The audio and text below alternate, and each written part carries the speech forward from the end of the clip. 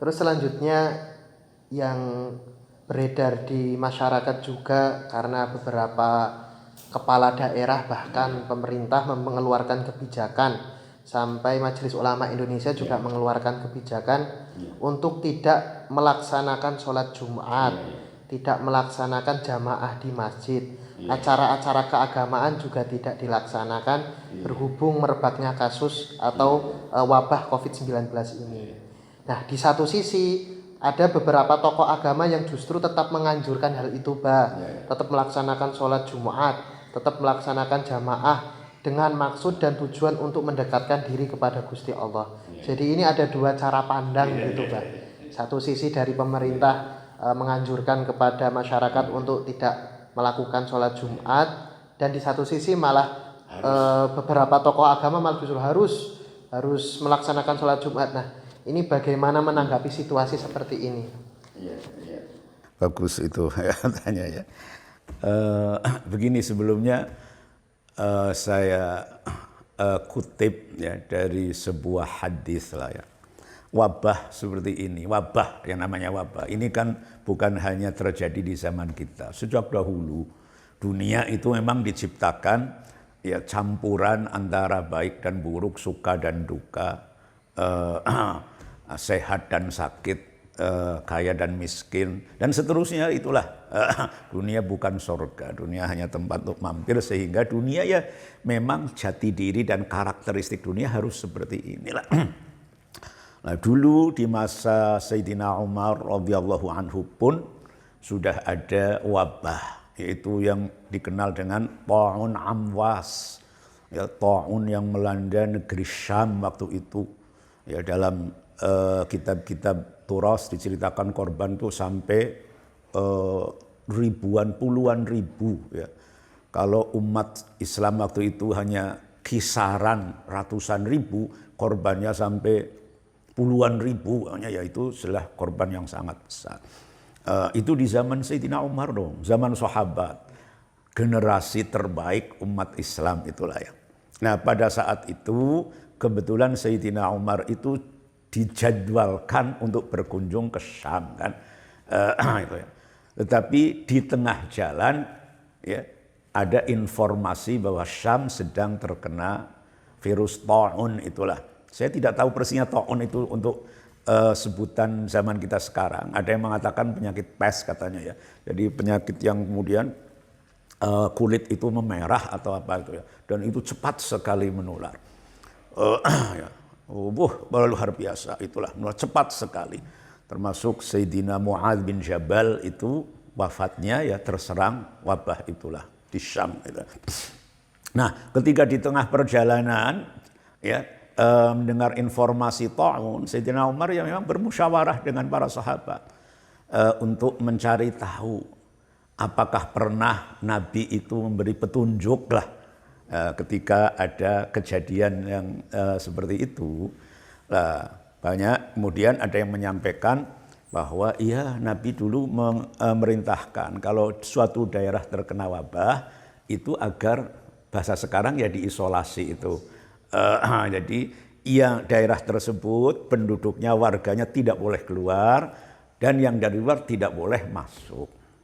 Nah, setelah itu betul-betul ini valid dari Kanjeng Nabi, Sayyidina Umar ambil keputusan untuk pulang dan membatalkan kunjungan ke Syam. Ketika beliau membatalkan, ada seorang sahabat yang menanyakan, ya, ana firru min qadarillah. Apakah kita lari dari takdir Allah? Nah, ini jawaban Sayyidina Umar sangat sangat, saya kira itu Masya Allah tepat, bukan main jawabannya. Gimana jawabannya? Naam nafirru min qadarillah ila qadarillah. Jadi ya, kami lari dari takdir tetapi menuju ke takdir. Jadi kan tidak bisa manusia itu lepas dari takdir, suka maupun duka apa semuanya memang ada takdir. Jadi jawaban iya, ya mungkin ia lari dari takdir. Kalau kau anggap ini lari silakan, tetapi kami masuk ke takdir yang lain ya. Jadi ini bukan persoalan menghindari takdir atau apa. Ini persoalannya adalah persoalan menghargai dan menghormati. Kalau sekarang ini apa sih? Menghormati para ahli lah. Ya, Quran kan mengatakan fas'alu ahla dzikri in kuntum la ta'lamun. Tanyakan pada ahlu dzikri. Ahlu dzikri adalah orang yang ahli pada bidang yang sedang dihadapi itulah.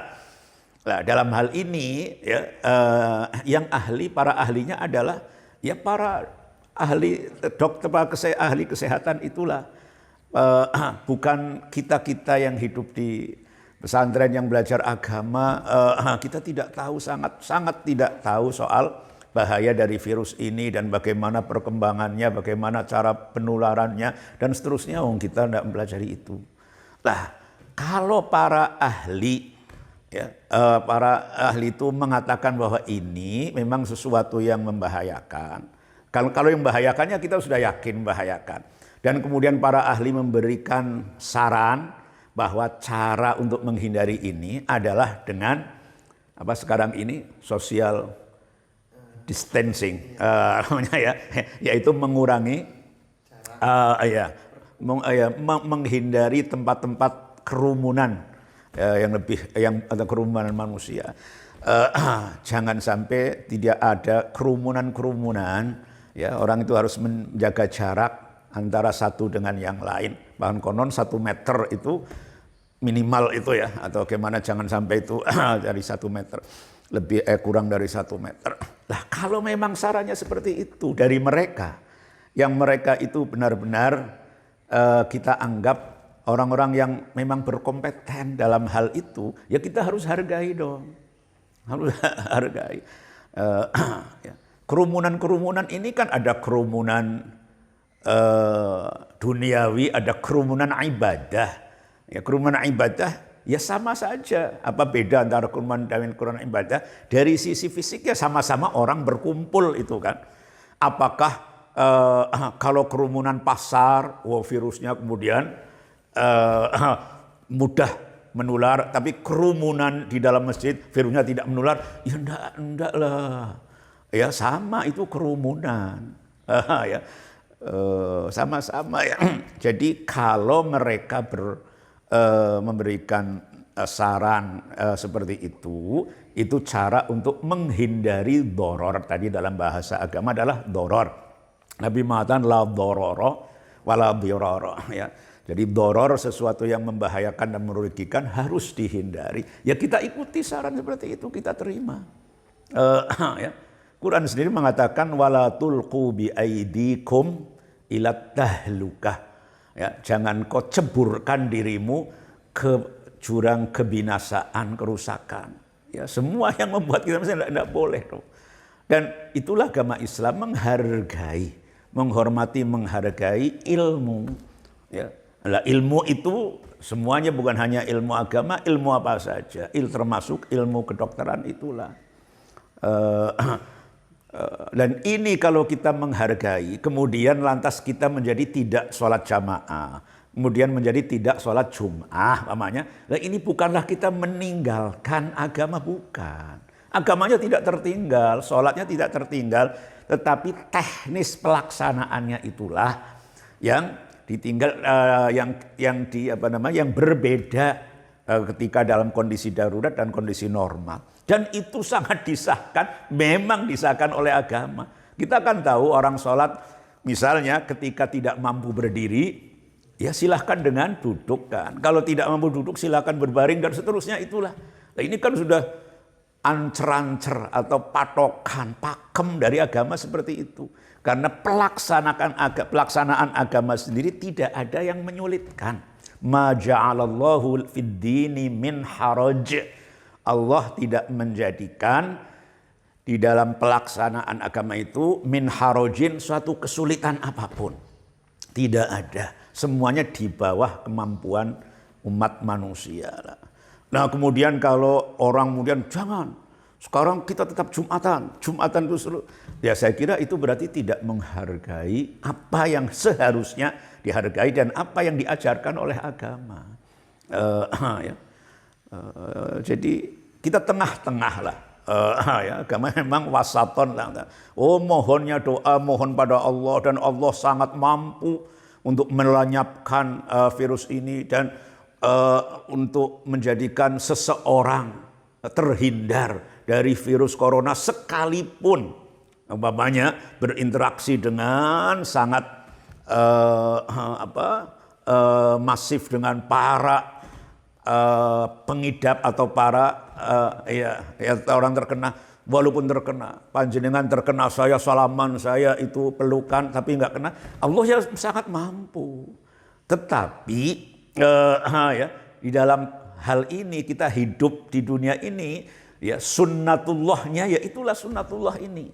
Ya, ketika orang lapar, sunnatullahnya adalah ketika harus kenyang ya makan. Tapi Allah mampu menjadikan orang tanpa makan bisa kenyang. Begitu ya.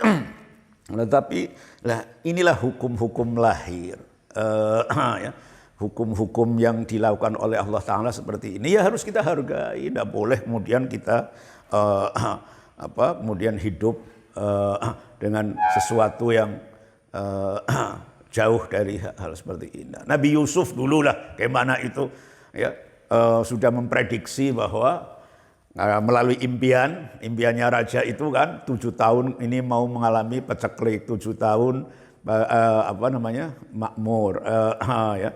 Nah, disiapkan kan itu, disiapkan 7 tahun ketika paceklik ya kita ikhtiar dengan semaksimal mungkin. Bahan makanannya tidak dihabiskan pada saat itu demi persediaan untuk tahun-tahun yang paceklik itulah. Terus yang masih berkaitan dengan ini yang tadi soal menghargai ilmu, Pak. Berarti anjuran dari tenaga medis, dokter dan yang lainnya untuk tidak bersalaman satu sama lain pun itu boleh ya dihargai harus ya. Ya itu kalau memang itu tidak seluruhnya kan ya. Mungkin di tempat-tempat yang orang-orang yang tidak dikenal atau apa ya. Pokoknya kalau memang anjuran itu kok sekarang misalnya sampai ke bawah, siapapun sekarang jangan saya bersalaman umpama karena berdasarkan penelitian ilmiah, salaman itu sangat memungkinkan. Ya kita harus memungkinkan untuk terkena itu, ya kita harus patuhi dong.